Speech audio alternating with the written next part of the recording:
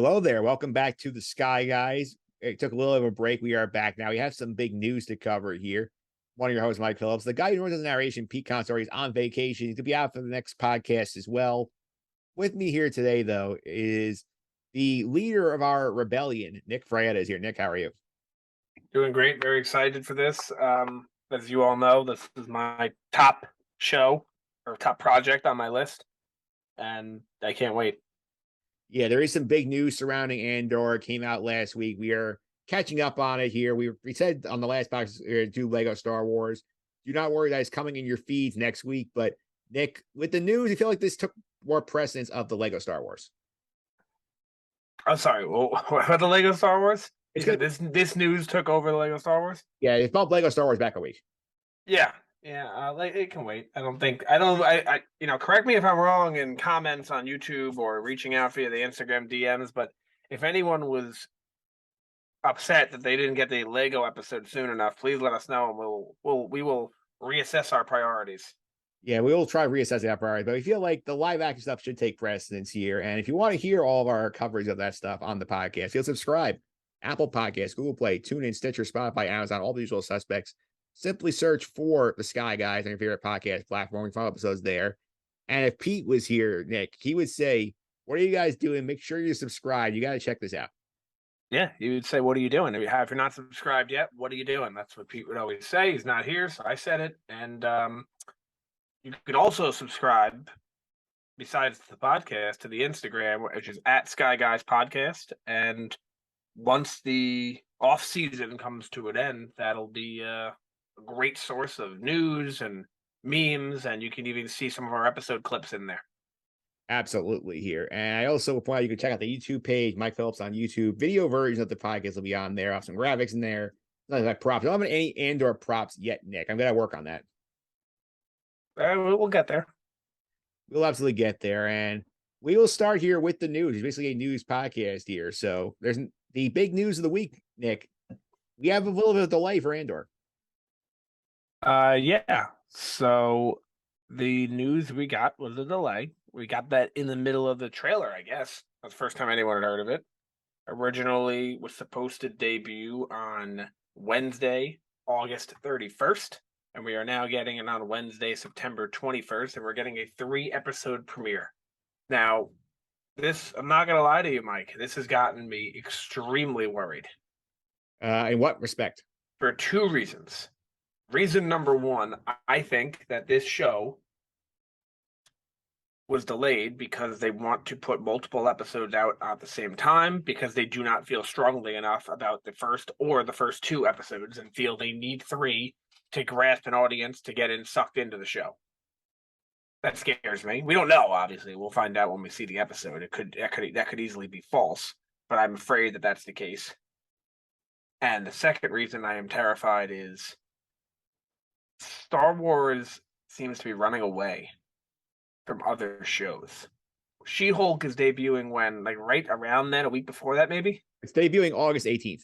August 18th. So now it was originally, I believe it's supposed to be the 17th, and they actually changed it, and now it's going to be Thursday releases. So that's good that they're not going to have Star Wars and Marvel stuff releasing on the same day, which I also think is good because it might help with Bad Batch if they can do that between stuff Star Wars. But not that they've been running away from their own thing like She-Hulk, but I think they're running away from the Game of Thrones show, and I think they're running away from the Lord of the Rings show. And I just remember a time when other franchises would run away from Star Wars. And now it seems like Star Wars is the franchise that is doing the running, and that's not good. Yeah, I'll address both those points here first. Number one, the 3-episode premiere thing, I think it's interesting because we were really supposed to get 2 episodes on the 31st. So they pushed it back for weeks, added an extra episode onto it. So I assume it's probably just that they need to get more special effects work done, and they're a bit behind where they wanted to be.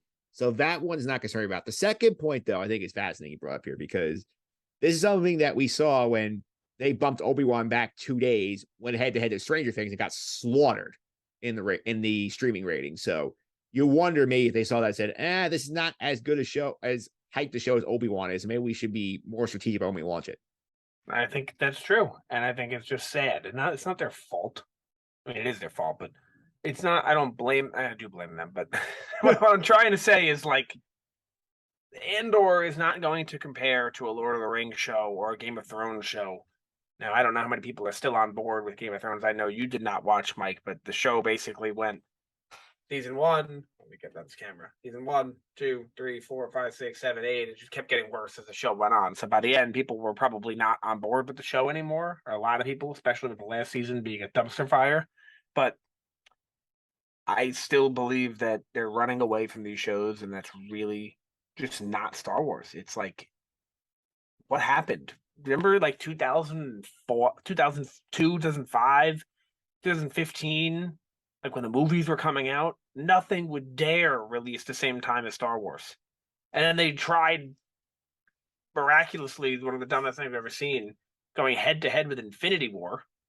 I know it was a month after Infinity War's release with Solo, and that failed miserably. And then they just, I don't know, and now they're just running away from everybody because it's like no one's gonna watch their stuff anymore. I would love to see, like, is Star Wars even popular anymore? I mean, I think The Mandalorian is popular. Yeah. I don't know if Star Wars in general is. I'm How curious. popular is The Mandalorian? Is The Mandalorian a show that if it was running head to head with Stranger Things, would it come close? I think it would. So it's good. Yes. Okay. Other than that, though, I don't think anything they have could even compete. Now, this one, I mean, you and I think the hardcore fans are intrigued by this, but I think they're worried about the casual fan who's going to have not only this stuff going on, you're coming up on the end of summer at that point, Labor Day weekend's coming up. Maybe they're worried to get lost in the shuffle there a little bit. Maybe. And yeah, I mean, see, that's the issue because you're probably right. But Amazon's not worried about that with their Lord of the Rings show. Game of Thrones, HBO's not worried about that. I know the House of the Dragon is dropping August 21st. When is the Lord of the Rings show releasing? Let me. I know it's like that same day. Let me look. I mean that same week, September 2nd. Yeah, so this would have been right after, like right before the episode 3 of Andor originally was going to drop. September 2nd. Well, I don't know what day of the week that is. Saturday, isn't it? That's a Saturday. Friday. That's a Friday. It'd probably weekly Fridays, I would guess. Yeah, I actually never watched the show on Amazon before.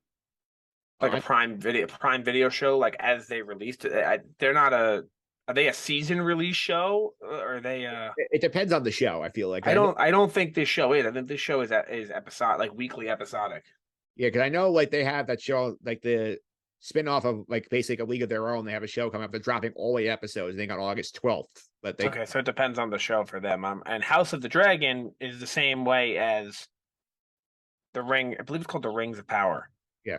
Where they're releasing 10 episodes in 10 weeks, airing from August all the way into the end of October. That's how they're doing the Game of Thrones show. That's how they're doing the Lord of the Rings show. That's how they do their shows at Disney Plus. So in my mind, they ran away from it. They're hoping, oh, these episodes will fall off by their 3rd or 4th episode, and then we'll be the new guy in town, and hopefully people fall in love with us. Yeah, people will probably leave and go watch those finales, but then they'll come back for the end of our show. Yeah, because I know like House of the Dragon is taking over the Sunday night at 9 marquee HBO slot, which I think Westworld is in right now as of recording. So they're going to have that real estate for a solid 2.5 months. And I think obviously that one, War of the Rings, gotten a ton of hype. Andor, they started to really get the press up. I mean, Diego Lewis is going around doing interviews the last week or so, getting some attention for this show. I know that Tony Gilroy, the director, has done some interviews too. I think like they're trying to start building the buzz up here. I do think you're right. They are a little worried about where it's landing on the calendar. I really wish Disney would adopt the HBO model. I think the HBO model is perfect for television. Yeah. You have that Sunday, whatever night they chose, Sunday at 9 o'clock window. Yeah. And you can just watch it. It's on a channel. And you can go on the app, HBO Max, at 9:01, and it's there to watch it. And it's just there. So you can watch it live, or you can watch it whenever you want. Now, technically, you can do that with Star Wars stuff, too, but it comes out at 3 o'clock in the morning, Eastern time, midnight Western time. It's just not really feasible for people on the East Coast, and barely feasible for those on the West Coast who have to get up early. Yeah, I think for sure. I think one thing I would watch with this, I mean, not what I don't understand is like, why can't you just say 8 o'clock on like Wednesday, for example? Let's go Wednesday, like 8 p.m. Eastern, 5 Pacific. The episode is going live here. So you could have people doing watch parties. You could have like people like watching, like Yeah. gather together, post like, "Oh, it's 3 a.m. I just got to race in the morning to make sure you get on it before the spoilers come out." Yep, people do them, the watch parties, but they're mostly on the West Coast because midnight's not too bad. If it was midnight, I'd stay up and watch it. I'd be a little tired the next day, but whatever, I can do that. I can't stay up till 3 o'clock in the morning to watch something. If it's an hour long, it's 4 a.m. I'm going to bed. Yeah, I mean that's true. I mean, we got lucky with the Obi-Wan premiere when they dropped it at midnight Right. at Easter because they showed it at Comic Con at Star Celebration and said, "Oh, we'll just give it to the rest of the world after that." Like, otherwise, like, what are you doing here? You're not gonna like if you have an actual job, you're not gonna be up at 3 a.m. watching the show. Yeah, and then this is for disclaimer for the audience. This is not the Sky Guys podcast is not our full-time source of income. No, But we do take it very seriously. But that being said, I cannot go to work in the morning and be in the office all day without having seen the new episode. I can't do that because then I cannot talk to people who may have seen it. Not that anyone at work may have seen it, but maybe.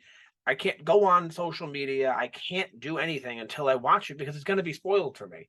So I have to get up at like 5 in the morning, 4:30 in the morning. I've gotten up once before 5 to watch because it was, I believe, I was afraid it was going to be a long episode, and I had to be in early for an early meeting at the same time, and I have to watch this episode before I leave. And it's like, why can't you just release it at like 9 o'clock at night the night before?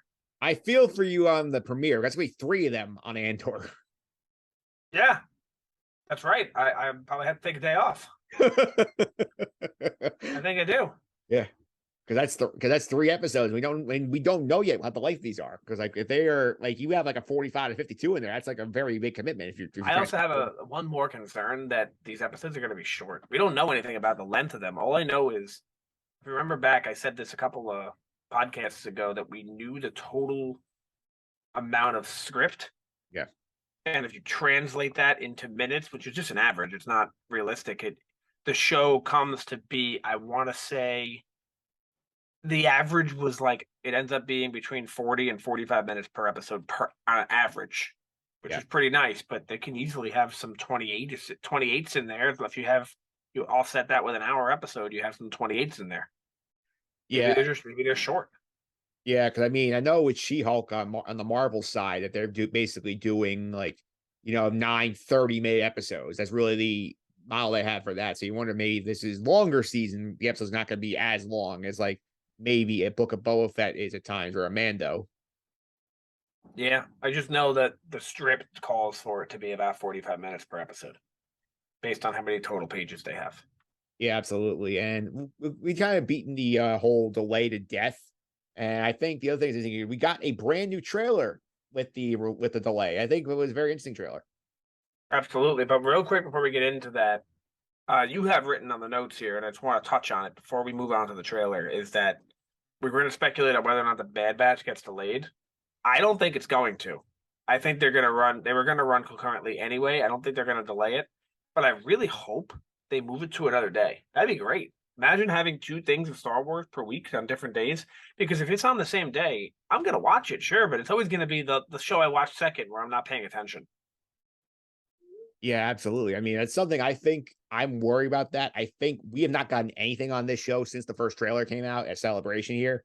I could easily see them saying, like, oh, we're going to push it back 3 weeks or push it back a couple months to make sure it doesn't like get overrun here. Like, I don't know why they don't just, like you said, go back to, like, oh, the live action is on Wednesday, the animation is on Friday, like they were doing with some of the other stuff. Like that would be cool. I would like that.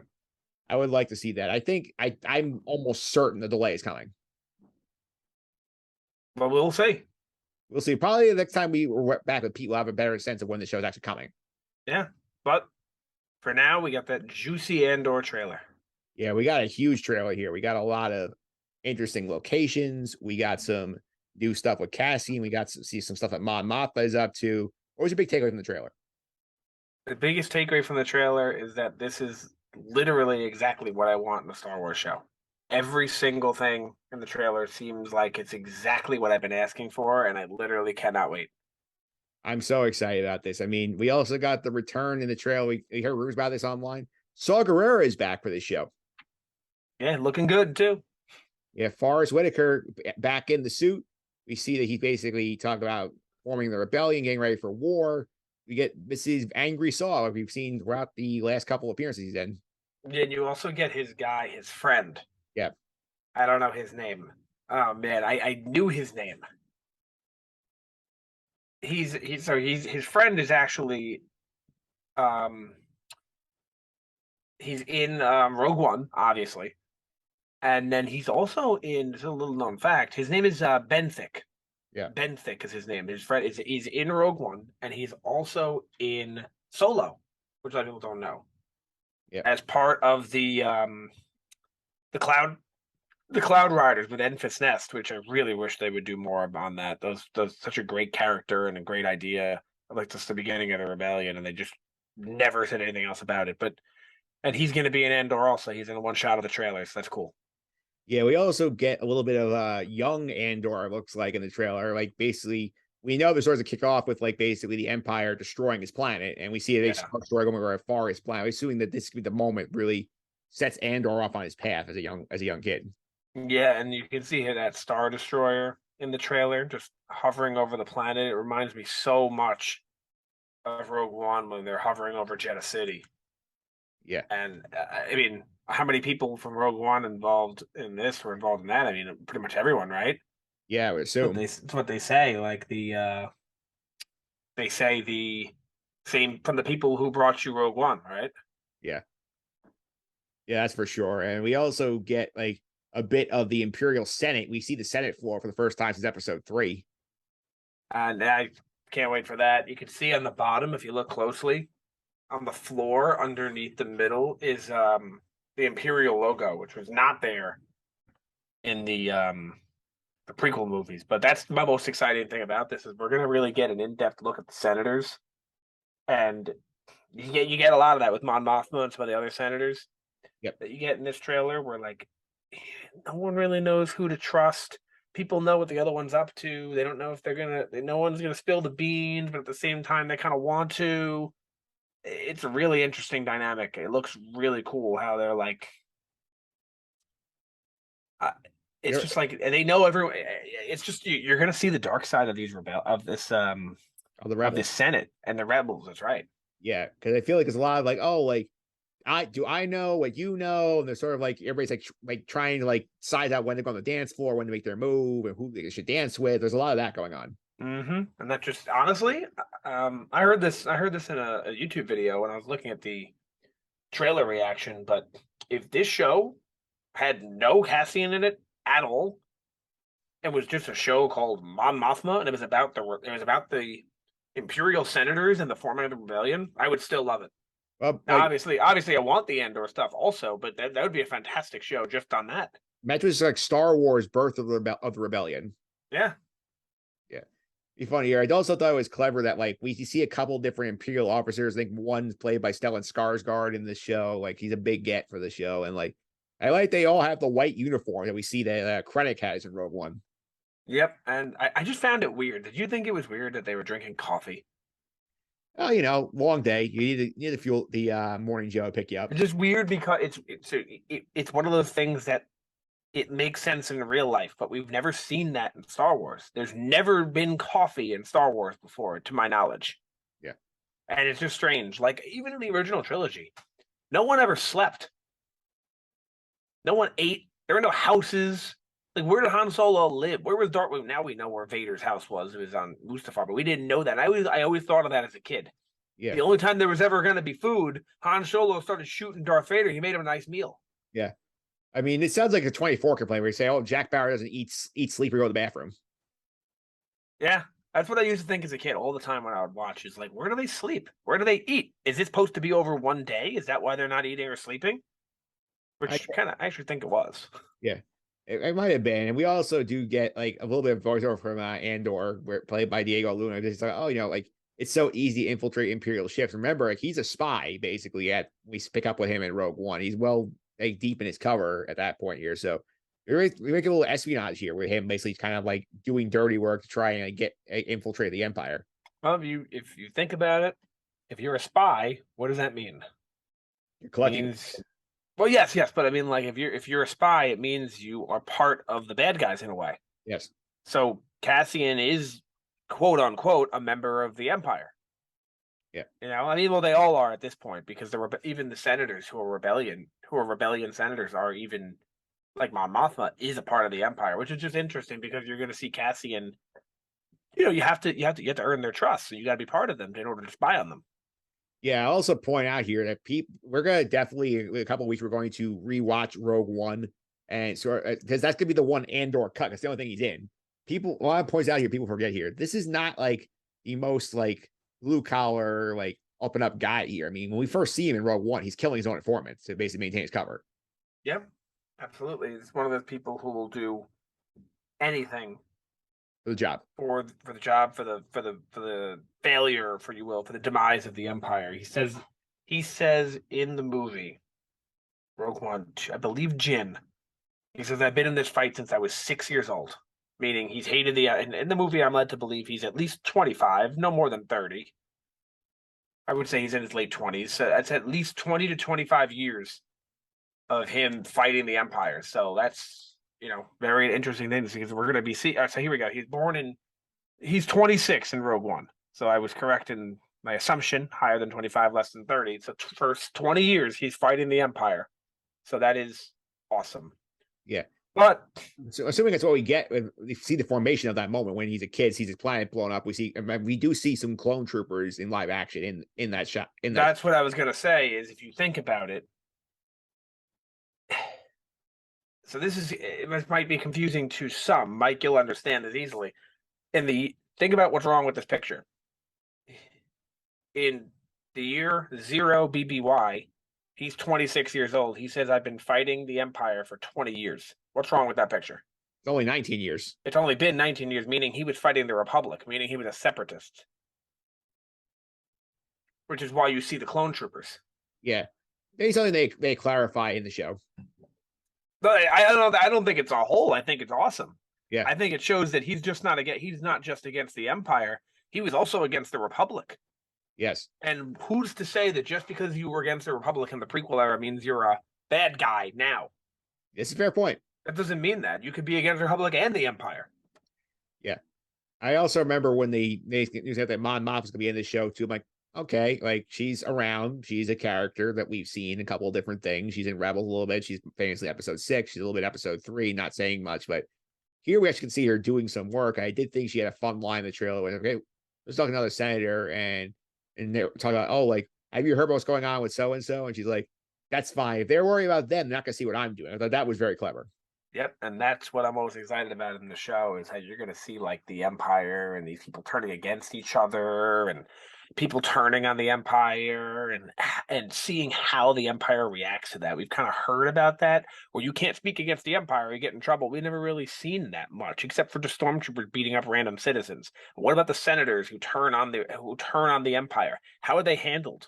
How are their planets handled? The Emperor leads with fear. Show us that. Why are people afraid of it? Yeah, I mean, Rebels does this a little bit too when you get to that show, but they do. Yeah, they do. Yeah, this is way before that. This is what at Rebels period. It's like I can't believe the Senate is still around. Yeah, well, at this period, it's I think the Senate still has a decent amount of power. Yeah, well, at this point, I think also it's Rebels is 5 years before New Hope, which is the exact same time as this show. So this is running concurrently with the Rebels timeline. Oh, that's true. Yeah, so like that is true. I know, to be fair, I think this first season covers only the first year, so 5 to 4. And at that point, the Rebels characters basically doing their thing on the fall, not really doing too much otherwise. So I think you're not getting major crossover with them until the second season. Yeah, maybe the finale. That's about it. Just to leave people. Oh my God! Look, it was Kanan in live action. Maybe, probably not. But I mean, Freddie Prinze isn't doing too much. You can get him. You think they would get him in live action to play Kanan? I mean, he is Kanan's voice. I know, but you think they've done that many times before where they've not gotten the voice actor. I know they did with Bo-Katan, but they did not with, for example, Ahsoka. Well, I mean, Freddie Prinze Jr. is a big name. Actually, X-Thing was not. But do you think they would get like who plays Hera's voice? Do you think they would get her? No, I think like if it's a well-known actor, I think they will bring the actor in. If it's not, I think they will recast. I actually think. Well, I don't disagree with you. But I actually think I would love to see them get the person who plays Hera, because it doesn't really matter what she looks like, because she's going to be destroyed with makeup anyway. I mean, the rumor flowing around there right now is that that's who Mary Elizabeth Winstead is playing in Ahsoka. That's the rumor. That's an interesting rumor. We'll have to see.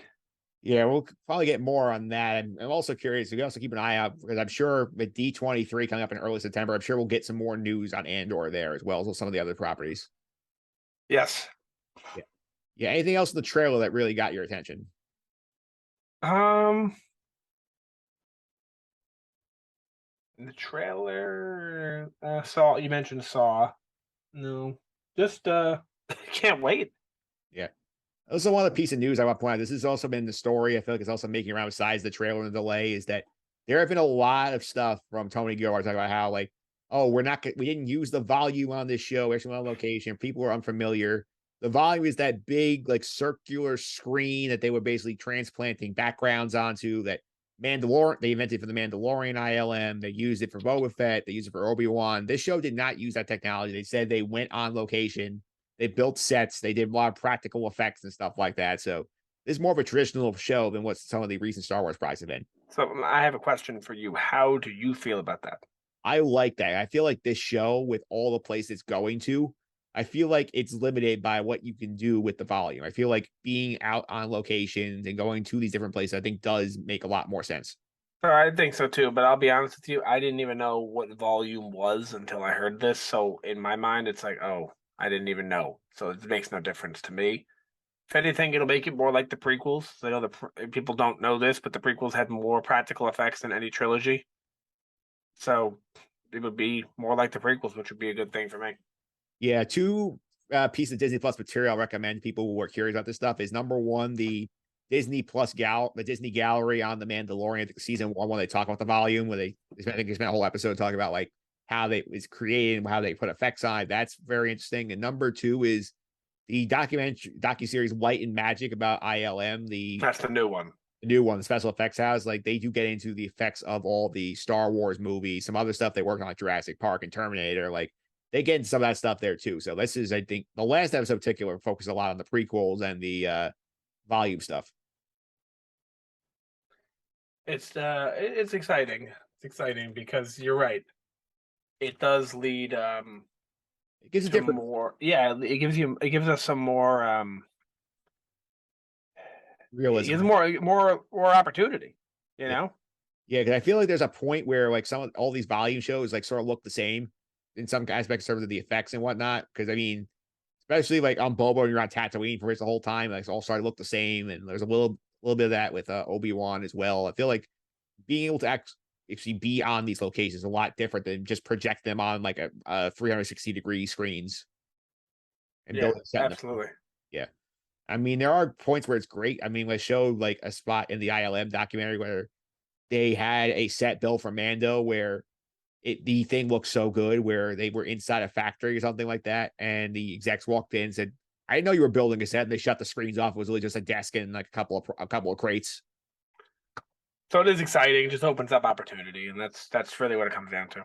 That's what it comes down to. Then we did get you a little update here. We'll keep an eye on more Andor news. I don't think we're expecting any further delays in this show. I feel like we're gonna get it on the 21st. The lingering question is still what happens at Bad Batch? Do they leave it 1 week later, or they push it back a little bit, try and give themselves another launch? What I want is, and what's getting on my nerves is because this is the show that I have the highest hopes for, and I'll explain why. Mando, I didn't have the highest hopes for, but it came because I didn't know anything about it. You know what I mean? So Yep. I wasn't negative on the show by any means. I love the show, but I didn't I didn't know what to expect. Boba Fett and Obi-Wan were both movies that were rehashed into shows, so that kind of puts a damper on it. This is the show that was supposed to just be a show. It was planned as a show.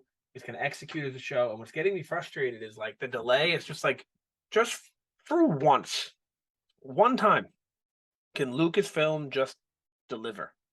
Yeah. Make a show, have it come out on time, have it kick ass, have it dominate the streaming world, be the talk of the town, and just go away. Yeah. They can't do it. Every single show is either it's not good enough to compete with this, It gets destroyed in the ratings with that. It's delayed 6 weeks. It's boring as hell. Every single show has some sort of issue with it. Can we just get it right once where there's no alternative. There's no but. It's just the show came out, it kicked ass, and it's over. Yeah, you don't get to see them kick ass take names very often.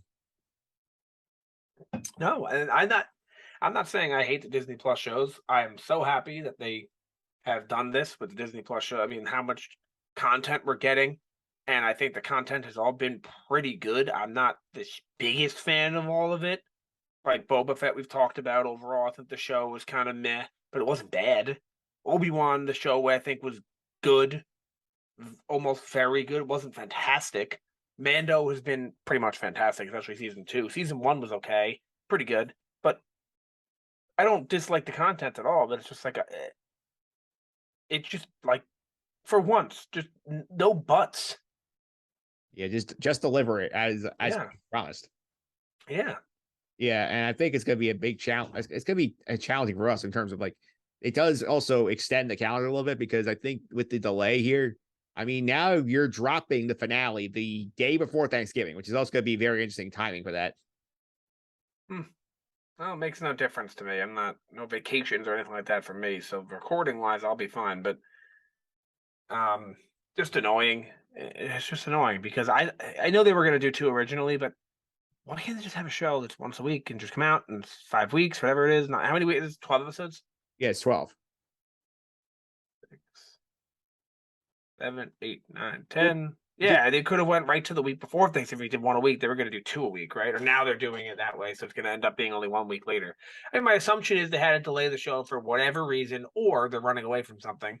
And Disney had a hard stop on this show, saying you need to be done before Thanksgiving because then the next window opens, or because although it's all Disney, it's really Lucasfilm making the show, not Disney. Like Disney has the rules set in place where, okay, for example, in the theater, holiday 2023 is a Lucasfilm movie, not a Marvel movie. Like that's what they do. So like I think they had this time frame of the show, needed to have it finished by a certain time, and now in order to do that, they need to squeeze the episode in. Yeah, I feel like it's also a little bit of the mini binge thing. Where I think some shows, and like HBO Max likes to do this a lot. I know they're in their own little hot water here, but like they'll give you like, oh, here's our first 3, and then we're going weekly from here on out. They give you the mini binge to get you going. I think this show could benefit from that. People, if it is like something that people like may have a tough time getting to after 1, say, oh, like here's 3, I can really get a sense of what's going on. Kind of like the opposite of what Stranger Things did, but I think was an absolutely fantastic move on their part. That was how many episodes were there? 7. They had 7 and then 2. I thought it was so cool to keep people on the edge of their seat. Yeah, well, that was not intentional. Like they only did that because they said. I know.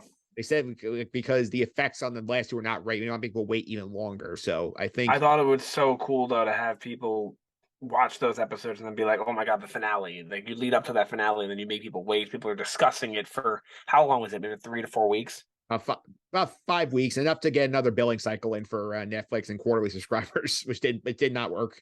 But 5 weeks of people discussing it and talking about it and coming up with speculation and rumors and that. I mean, to me, that's what television is, and that's why I'm really against the weekly. I mean, the binging, because it's just like we come on here, talk about each episode, we talk about what's going to happen next episode. We post on Instagram, read other posts on Instagram about what's going to happen, and you don't get that when it's just one day. Comes out on a Friday. By Sunday night, by Monday morning, you go back to the office. If you didn't watch the whole thing, you're behind. It's over already. Get over it. Talk about it on Monday morning by the water cooler. By Tuesday, hey guys, I watched. We don't care. We talked about it yesterday. It's over. Yeah, that's a societal pressure with the binge model. Yeah, I don't enjoy that. I enjoy talking about it every week with you guys and other people too who I have like Star Wars in my life. And to me, that's what makes Disney Plus far superior to Netflix in terms of the release model. Yeah, absolutely. And I think that's a good place to wrap up here. We'll be back next week, though, Nick. We're going to dive into that Lego Star Wars special here. I mean, we both checked it out. We're probably going to record it right after this one, but because we're on like a scheduling issue here, but we're going to bank this one for you. So it'll be in your feeds next week. And it was fun. I definitely enjoyed it. Yeah, it was a good time. It's always fun, those things. Yeah, we have a new sort of Lego Star Wars cinematic universe building here with this one, the Halloween Tales of Terror we did last year, and the Lego, like the Christmas one we got in 2020. I think it's all leading up to a big event with Thanos. Yeah. So who is Thanos in this? So are we gonna get the Lego version of Thrawn? That would be great. Imagine. Yeah, Lego Thrawn or some Lego character who's like maybe like these original Lego Star Wars characters they have in those animated kids ones, like the Yoda Chronicles, whatever shows up. Yeah, and that's what brings the whole. I'm not going to get into it. I'm just going to say it real quick. Yeah. Marvel fans were down. Phase 4 wasn't great. They get all these announcements. Everyone's hyped up again. Yeah. Star Wars, Marvel always delivers. Secret Wars, Kang Dynasty. It always delivers. Star Wars just delivered once. Yeah, we'll see if they do deliver. Nick, thanks for all the time. Really appreciate it. Before I let you go, how do you follow social media? What some of the stuff you're up to? At Nick Fry _9. Do a lot of retweeting this kind of stuff. So if you missed an episode, you want to hear some of the clips, you can get them there. So you can also follow me on Twitter, mphillips331. It's MPHILIPS331. This is going to Just on the Suffering podcast, do some more sports talk. I mean, we got the Mets big series, we know the Braves talking about there. Also, our friend Joe Chaffee was on the line. We talked about episodes 5 and 6 of The Captain, and episode 5 not very well received by the general audience that I've talked to. I actually don't know how it received with the rest. I just know I didn't like it, and I told you I haven't actually heard from anybody else. A lot of people I've talked to did not like episode 5. I can see why. It wasn't about baseball. It wasn't about Derek Jeter. Yeah, we broke it all down on that podcast. You can check that out in the feed as well. And until we will be back next week with some Lego Star Wars talk. But until then, may the force be with you.